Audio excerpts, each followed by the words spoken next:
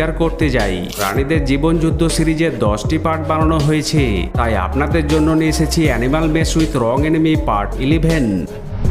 Hippo এমন একটি প্রাণী যারা তার এলাকায় অন্যান্য প্রাণীদের দখলবাজি করতে দেয় না, যার একটি উদাহরণ আপনি এখানেই দেখতে পাবেন। জুন 2022-এ সাউথ আফ্রিকার বোটসওয়ানাতে অবস্থিত একটি নদী পার হবার সময় 3টি সিংহ পানিতে নেমে পড়ে। যখনই তারা পানিতে নেমে যায় তখন একটি হিপ্পোর নজর পড়ে তাদের ওপর, আর হিপ্পো তাদের ওপর হামলা করার জন্য দ্রুত স্পিডে তাদের দিকে যেতে থাকে। এক পর্যায়ে হিপ্পো একটি সিংহকে মুখ দিয়ে কামড়ে ধরার চেষ্টা করে, কিন্তু সিংহ তার শক্তিশালী কামড়ে পড়া থেকে নিজেকে বাঁচিয়ে নিতে পেরেছিল আর নদী পার হয়ে ওপরে উঠে যেতে পেরেছিল। যদি হিপ্পোর শক্তিশালী চাবলের নিচে সিংহের শরীরের একটু অংশ পড়ে যেত তবে সে কঠিন পরিস্থিতির শিকার হয়ে যেত।